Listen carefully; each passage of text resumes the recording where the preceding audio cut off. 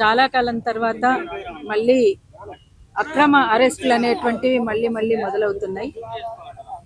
ఇది ప్రజాస్వామ్యం కోసం, ప్రజాస్వామ్యం బతకాలని, ప్రజాస్వామ్యబద్ధంగా మన హక్కుల్ని మనం కాపాడుకోవడానికి మన బతుకు మనకి ఇవ్వాలని, మన పైన ఎవరి పెత్తనము అక్కర్లేదని, ఇక్కడ దోపిడీ పీడన అనేటువంటిది ఉండకూడదని ఆకాంక్షించినటువంటి నేల తెలంగాణ నేల.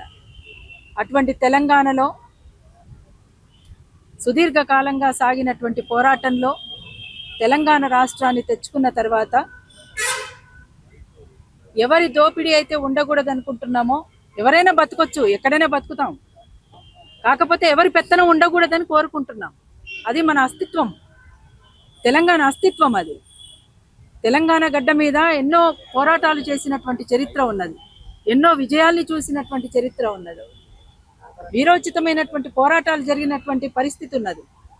కానీ ఇక్కడ అన్ని పోరాటాల యొక్క ఫలితంగా ఒక తెలంగాణ రాష్ట్రం ఆవిర్భవించింది.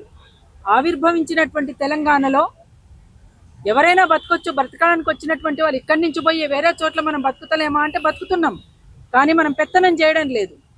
కానీ ఇక్కడ ఒక పెత్తనం కొనసాగుతుంది, ఇక్కడ ప్రజలను దోపిడీ చేస్తున్నటువంటి వాళ్ళు ఉన్నారు.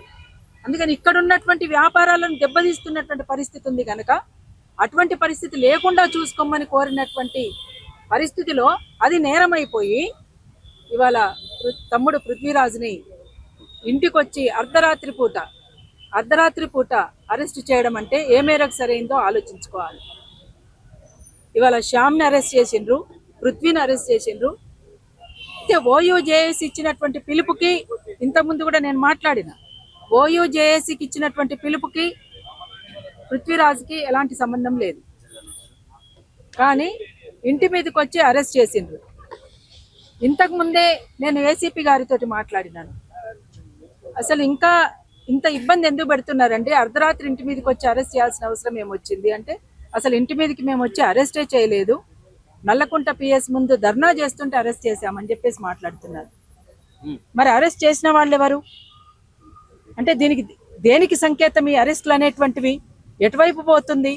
ఇవాళ ఇంత పెద్ద ఎత్తున తెలంగాణ ప్రజల్ని తిడుతున్నటువంటి వాళ్లను ఏమీ చేయకుండా, ఏమీ పల్లెత్తు మాట అనకుండా, తెలంగాణ అస్తిత్వాన్ని, ఆత్మగౌరవాన్ని కాపాడుకుందాం, తెలంగాణ ప్రజల్ని అవమానిస్తున్నటువంటి చోట తెలంగాణ ఆత్మగౌరవాన్ని నిలబెడదామనేటువంటి ఉద్యమకారులని అరెస్ట్ చేయడము, అందులో అర్ధరాత్రి పూట అరెస్ట్ చేయడము, అరెస్టులు చేసి సాయంత్రం దాకా పోలీస్ స్టేషన్లలో కూర్చోబెట్టడము, ఇది మానసిక వేదన, మానసికంగా హింసించడం అనేటువంటి దానికి నిదర్శనం. ఇది దీనికి ఎటువైపు దారి తీస్తుంది ఇవన్నీ కూడా.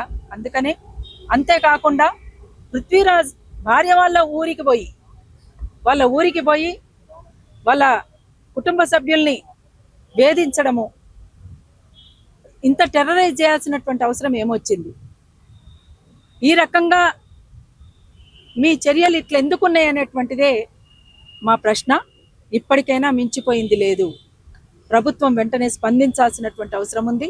ప్రభుత్వం స్పందించి ఈ సమస్యను పరిష్కరించే దిశగా ఆలోచించాల్సినటువంటి అవసరం ఉంటుందని చెప్పేసి భావిస్తున్నాము. తెలంగాణ యునైటెడ్ ఫ్రంట్గా మేము ఒక స్టేట్మెంట్ కూడా ఈ విషయం పట్ల ఇచ్చి ఉన్నాము. అందుకనే తెలంగాణ యునైటెడ్ ఫ్రంట్ నుంచి మేము కోరుతున్నటువంటిది ఏంటంటే, ప్రభుత్వము, మేధావులు, కొంతమంది హక్కుల సంఘాల వాళ్ళు అందరూ కూర్చొని ఒకసారి అసలు ఈ సమస్యకు ఎట్లా పరిష్కారం చూపుదాం, ఈ సమస్యను ఎట్లా పరిష్కరిద్దాం అనేటువంటి దానిపైన తప్పనిసరిగా వెంటనే ఇది కూర్చోవాల్సినటువంటి అంశంగా ఉన్నది. లేకపోతే ఇది ఎటువైపు పోయి ఎటు దారి తీస్తుందో అర్థం కానటువంటి పరిస్థితిలో ఉంది.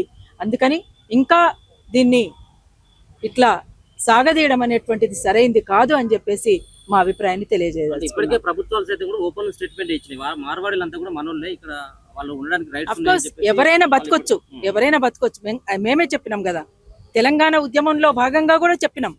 తెలంగాణ ఉద్యమంలో భాగంగా కూడా మనం చెప్పింది ఏంటి? ఎక్కడి నుంచి వచ్చైనా ఎవరైనా బతకొచ్చు, ఇక్కడి నుంచి ఎక్కడికైనా పోయి బతకొచ్చు. కానీ ఇక్కడి ప్రజల పైన పెత్తనం చెలాయిస్తూ, ఇక్కడి ప్రజల యొక్క సంపదని దోపిడీ చేసే విధంగా ఉండకూడదు. ఇక్కడ వ్యాపారాలను దెబ్బతీయకూడదు అనేటువంటిది మాత్రం మనం చెప్పినాం. మీలాంటి గతంలోనూ వాళ్ళు చెప్పినాం. మాట్లాడుతూ ఉంటే కూడా వాళ్ళు అర్బన్ నక్సలైట్ అని చెప్పేసి కూడా విమర్శిస్తాం. సరే, వాస్తవాలు మాట్లాడితే అర్బన్ నక్సలైట్లు అంటారు, ఇంకేమైనా అంటారు. వాస్తవాలు కొంతమందికి మింగుడు పడవు. అంతేకాకుండా తెలంగాణ ప్రజల్ని తాగుబోతులు అనడం, తెలంగాణ ప్రజలు అసలు చేతగాని వాళ్ళు, వీళ్ళకి అసలు పని చేత కాదు, వీళ్ళకి తిని పండుడు తప్ప, తిని తాగడం తప్ప ఏమీ చేత కాదు అనేటువంటి మాటలు అనడం కూడా ఇది ఏ మేరకు సరైందో ఒక్కసారి మార్వాడీలు కూడా ఆలోచించాలి. ఈ మాటల్ని మాత్రం వెంటనే వెనక్కి తీసుకోవాల్సినటువంటి అవసరం అయితే ఉంటది. తెలంగాణ సమాజానికి క్షమాపణ చెప్పాల్సినటువంటి అవసరం ఉంటది. ఈ విషయాల పట్ల కూడా వెంటనే స్పందించాలని తెలంగాణ సమాజాన్ని కోరుతా ఉన్నాను. కొంతమంది మాలమాదిగ నాయకులం అని చెప్పేసి ఇంతటితో ఆపేయాలి, మన మధ్యలో చిచ్చులు పెట్టే ప్రయత్నాలు చేయొద్దు అని చెప్పి చెప్తా ఉన్నారు. ఎవరు ఈ రోజు ప్రెస్ మీట్ పెట్టారు కొంతమంది మాలమాదిగ నాయకులం అని చెప్పి చెప్తా ఉన్నారు. ఇది మాలమాదిగల లొల్లి కాదు కదా. వాళ్ళు చెప్తా ఉన్నారు. ఇక అది వాళ్ళు చెప్పిన దానికి మరి వాళ్ళని అడగాలి సమాధానం. అసలు మీరు ఎందుకు మాట్లాడుతున్నారు అనేటువంటి. దళితుల మీద దాడి చేసినందుకు కాంప్రమైజ్ అయినామన్నారా? ఎట్లా కాంప్రమైజ్ అయిండ్రు? అది వాళ్ళనే అడగాలి మరి కూర్చోబెట్టి. అసలు మీరు ఎక్కడ కాంప్రమైజ్ అయ్యిండ్రు, ఎట్లా కాంప్రమైజ్ అయ్యిండ్రు అనేది మీరు అడగాలి. అడిగితే అక్కడి నుంచి ఏం సమాధానం వస్తుందో చూద్దాం.